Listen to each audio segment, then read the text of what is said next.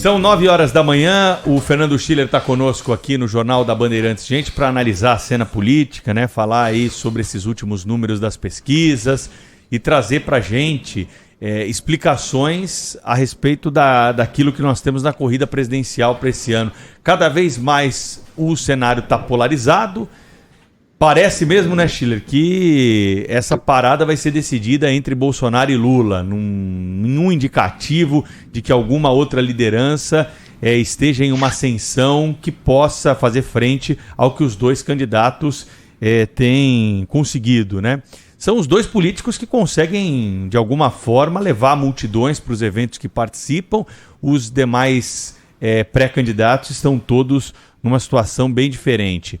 Qual que é a análise que pode ser feita agora, a influência, né, do momento econômico que vivemos, um crescimento registrado por alguns institutos em relação à candidatura do ex-presidente Lula? O que se analisa para nós desses números mais recentes, hein, Schiller? Bom dia para você. Tudo bem, Pedro? Tudo bem, Sônia? Thaís, Cláudio? Olha, tudo bem, tudo jóia.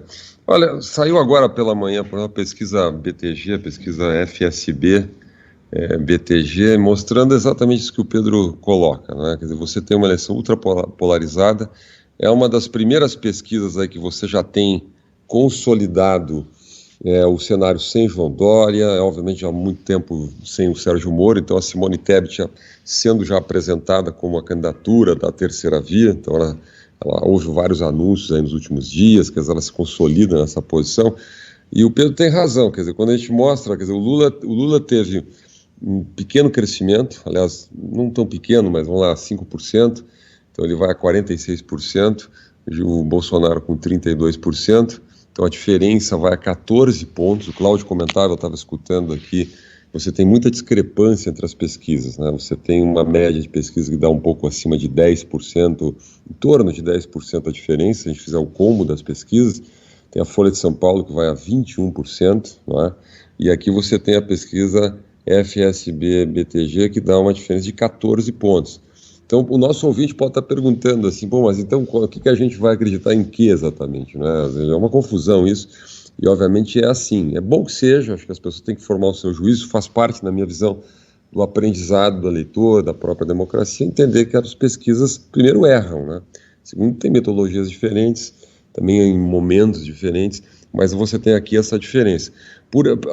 Na média das pesquisas, o que a gente viu? O Bolsonaro vinha crescendo gradativamente, lentamente, né? E houve uma aproximação entre Lula e Bolsonaro, mas isso parou. De 2 semanas para cá, você teve uma estabilização desse quadro e, em algumas pesquisas, uma retomada, né, de um distanciamento entre Lula e Bolsonaro, que é o que verifica exatamente aqui essa pesquisa que eu estou me referindo. Sobre a terceira via, é interessante. Simone Tebet tem 2%. 2%. E eu fui lá embaixo no dado, quando a gente especifica por gênero, entre as mulheres ela tem 2% também. Então, quer dizer, boa parte do discurso de que, bom, tem uma candidata mulher, agora as mulheres estão representadas, etc. O fato é que as mulheres, pelo menos o que a pesquisa mostra até agora, não estão votando em mulheres, né? Tem muito mito sobre isso, né? Que as mulheres vão votar nas mulheres, etc. As pessoas votam nos candidatos ou nas candidatas, né, que representam as suas ideias, as suas visões de mundo.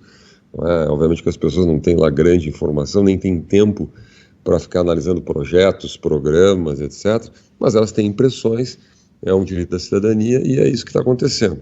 Então não faz muita... A Simone Tebet, depois que o João Dória saiu, quer dizer, ela basicamente continua com esses 2%, ela oscilava em pesquisa em torno desses 2%, então não mudou absolutamente nada aí, com a saída do João Dória. O que a gente pode dizer? O Lula vem jogando um jogo, que eu digo assim, jogando parado, né? Porque você tem aqui, por exemplo, a rejeição do Bolsonaro, quando a gente pergunta, vai 59%, a rejeição do Lula é 43%. Numa eleição ultrapolarizada, ela é em grande medida uma disputa entre rejeições, né? Então, enquanto esse número se mantém, e esse número é extremamente estável, né? Ou seja, ela pode variar um pouquinho, 2 pontos para cima, 2 pontos para baixo, mas o Bolsonaro sempre tem esse ponto a quase 60% de rejeição, Lula tem um pouco acima de 40% de rejeição. Tá? E esse foi, aliás, uma das questões que derrubou o João Dória. Quer dizer, ele conseguia ter uma rejeição até em boa parte das pesquisas acima do Jair Bolsonaro, acima de 60%. E aí derruba qualquer candidato. Tá? E é muito difícil você... Pois não, vai lá. E a gente estava conversando aqui mais cedo com o Murilo Hidalgo que o tema econômico não tem nem conversa, é o mote aí dessa eleição, embora tenha muita água para rolar debaixo dessa ponte, mas até que ponto a inflação que é global, o eleitor vai enxergar como país, Brasil, ou como um fenômeno mundial? Queria muito te ouvir sobre isso. Olha, 2 dados sobre isso, né? O primeiro dado eu fiz um levantamento desde a transição, Sônia, desde lá, 89, nenhum governo, nenhum presidente se reelegeu com inflação acima de 2 dígitos. Nós tivemos uma eleição com inflação acima de 2 dígitos, que foi 2002, a inflação acima do IPCA acima de 12%, e o Lula se elegeu, era a oposição na época ao Fernando Henrique. Então a inflação, e é curioso isso, né? Eu estava vendo agora mês passado o IPCA anualizado acima de 12%. Então nesse momento a gente tem um quadro parecido com 2002 no fundo. Obviamente o governo é diferente, o contexto do país é inteiramente diferente, o presidente é o Bolsonaro, não o Fernando Henrique, mas o fato é que a inflação, ela penaliza quem? Os mais pobres. Por quê? Porque não tem acesso ao sistema financeiro, a se proteger com papéis. Para a classe média para cima, nas fatias de renda, a pessoa se protege, compra um fundo, né? Compra um fundo de renda fixa, tal. Até gosta, gente que até gosta do juro alto, né? Porque o juro alto permite uma renda fixa alta, então ganha 1%. Hoje em dia você vai num banco, um papel bom, você ganha 1% ao mês, sem fazer nada, em casa. Obviamente, para quem tem dinheiro, consegue aplicar em bons fundos de renda fixa, né? Renda fixa a gente brinca, é o sonho da classe média que tem dinheiro, né? Infelizmente, o fato é que os mais pobres não têm. Então você vai lá na pesquisa, você vê o Lula, onde é que ele faz voto? Ele faz voto entre eleitorado até 2 salários mínimos, muito forte, né? Menor escolaridade, mais no Nordeste. Pela pesquisa mostra entre os usuários, os beneficiários do Auxílio Brasil, que exatamente são as pessoas que sofrem na carne com a inflação. Porque toca lá no supermercado, toca na cesta básica, toca no alimento. Então, eu aqui respondo para ti, Sônia, eu acho que as pessoas não fazem essa conexão internacional, as pessoas estão pouco, esse segmento especialmente, está pouco se lixando que que a inflação nos Estados Unidos é 8%, que a inflação na França é tanto. O problema está aqui no Brasil, não é? E, bom, é isso, né? Então, assim, esse é o grande inimigo do governo, não é à toa o empenho do governo em qualquer medida que possa reduzir aí a inflação. Quer dizer, a gente entrevistou aqui o Arthur Lira na semana passada, eu estava escutando, né, e ele diz esse tema de você bloquear lá, limitar o ICMS dos combustíveis a 17%, é exatamente para isso, né? Porque para evitar esse impacto, para de alguma maneira tentar reduzir esse indicador. Saiu agora de manhã o IGPM de maio, 0,52%. Mês passado foi 1,41%. Então, o IGPM é o famoso inflação do aluguel, né, que é muito utilizado para aluguéis. Saiu também o IPC, que é o Índice de Preços ao Consumidor, que veio com 0,35% contra 1,53% do mês passado. Então, tem indicadores, Sônia, de que a inflação vem perdendo força. Tá? Se vai ficar, bom, ninguém tem bola de cristal, mas vem perdendo força. Esse indicador de maio agora, que saiu hoje, ele é positivo para o presidente Bolsonaro. Ele precisa, né, ter uma curva descendente na inflação. Também tem muita expectativa no mercado, num crescimento mais substancial do PIB, se fala até 2%, para uma previsão de 0,5%, quer dizer, no começo do ano. Então, isso tudo pode ajudar. Mas, digamos assim, até agora isso não está claro para as pessoas. Qualquer pesquisa mostra a grande preocupação, 75%, 80%, com o aumento de preços, né? Então vamos lá, quer dizer, essa é uma eleição que está sendo jogada dessa maneira. Eu acho que a inflação na América Latina como um todo, ela é corrosiva para qualquer governo, e eu acho que hoje eu vejo ela como o maior inimigo aí do presidente Bolsonaro. E é difícil, né, Schiller? A gente não tem exemplos recentes assim de um presidente da República que vai disputar a eleição contra um ex-presidente da República, né? A popularidade, os dois são conhecidos, então já largam, né?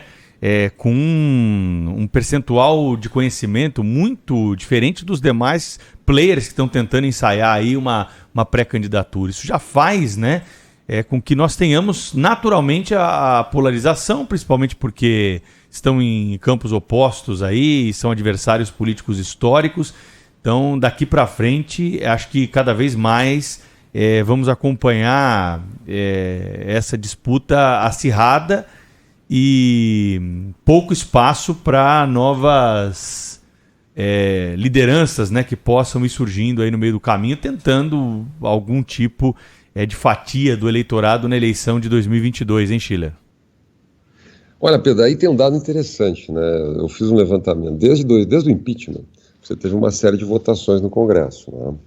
Então você teve desde o teto de gasto, reforma trabalhista, reforma da Previdência, autonomia do Banco Central, tudo, quer dizer, a lei do marco regulatório do saneamento e tal. Então é interessante, você tem dois blocos no Brasil. O bloco em torno do Bolsonaro votou basicamente a favor. Eu não estou dizendo que o Bolsonaro liderou esse processo, que há uma coerência absoluta, não. Mas o bloco, né, político em torno do Bolsonaro, né, que era basicamente o bloco em torno do ex-presidente Temer, no Congresso Nacional, votou a favor. Né, inclusive o próprio Bolsonaro, quando era deputado, e depois como presidente. Né. O bloco em torno do Lula votou contra. Então votou contra o teto, votou contra a reforma da Previdência, votou contra a reforma trabalhista, votou contra a autonomia do Banco Central, votou contra o marco do saneamento e tal. Então você tem no Brasil, as pessoas muitas vezes dizem, a gente não sabe os programas, é uma confusão, todos dizem a mesma coisa, são muito parecidos. Não, são totalmente diferentes, dizem coisas muito diferentes, votam em projetos muito diferentes. E aí tem um dado interessante que eu tenho repetido aqui, que eu acho que é didático. Os partidos da terceira via, como é que ficam nisso? Eles não têm uma terceira posição. Os partidos da terceira via votaram com o governo. Né? O PSDB 83%, o PSD 91%, o MDB 86%. Por quê? Porque tem duas grandes posições no Brasil. Tem uma posição que é mais favorável a privatizações, mais favorável a questões como teto de gastos, né? Que tem uma visão, digamos assim, de maior abertura econômica, né? E de reformas, e tem outra visão contrária. Então o Lula, nos últimos meses, ele disse tudo isso. Ele disse, quero intervir nos preços da Petrobras, quero revisar a reforma trabalhista, não farei privatizações, né? Fim do teto de gastos, quero CLT para os aplicativos, né, para o Uber, etc., não sei o quê. Então o Lula, as pessoas dizem, não, mas a gente não sabe bem. Bom, o Lula está dizendo, ele está dizendo exatamente, intervir na Petrobras, revisar a reforma trabalhista, ele está deixando claro a sua visão. Então nós temos duas visões muito claras sobre isso. O que aconteceu, na minha visão, é que, pelo seu estilo, não é, de confronto, de conflito permanente, esse equívoco absoluto que o presidente Bolsonaro, na minha visão, faz, aí é uma opinião muito subjetiva minha, reconheço, eu tento evitar, mas vamos lá, de o tempo inteiro ficar questionando as urnas eletrônicas, colocando condicionais nas eleições, na minha visão ele é visto como radical por boa parte do eleitorado de centro, uma parte significativa do eleitorado de centro. Então ele perdeu muito do eleitorado de centro. Tá? Isso aparece nas pesquisas. Então, a campanha Lula percebeu isso. Quando faz o convite ao Geraldo Alckmin, é para quê? Sinalizar para esse eleitorado de centro, dizendo, olha, esse outro lado perdeu o eleitorado de centro, né, tem um discurso radicalizado. Né, então, mesmo que haja essa diferença econômica toda, etc., mas eu sou mais moderado, eu sou um pouco mais paz e amor, eu tenho o Alckmin aqui do meu lado e tal, vou fazer algumas sinalizações para o tal do mercado e tal, e vou buscar esse eleitorado de centro. Então, essa é a disputa brasileira hoje. Na minha visão, o presidente Bolsonaro ele continua apostando na sua chamada base conservadora, e ela realmente existe na sociedade, ela claramente aparece em pesquisa. Pô, eu só vou dar dois dados aqui, estou me estendendo um pouquinho. Nas pesquisas mostra o seguinte, mais de 60% da população é a favor da redução da maioridade penal. Não é? O PT historicamente foi contra, o Bolsonaro é a favor. Então esse é um ponto importante. A questão do aborto. 58% das pessoas dizem que são contra a flexibilização do aborto. Não é? O Lula tem uma visão um pouco ambígua sobre isso. A base de apoio dele sempre foi a favor de uma visão mais flexível sobre o aborto. Então, Bolsonaro ele aposta muito nesse elemento conservador porque ele sabe que tem essa base na sociedade. Não é? Agora, no mundo político, no mundo político, ele perdeu o centro e o Lula faz essa política de sinalização nessa direção. Fernando Schiller conosco aqui no Jornal da Bandeirantes. Gente, análise do cientista político. Valeu, Schiller. Até a próxima. Boa semana. Grande abraço.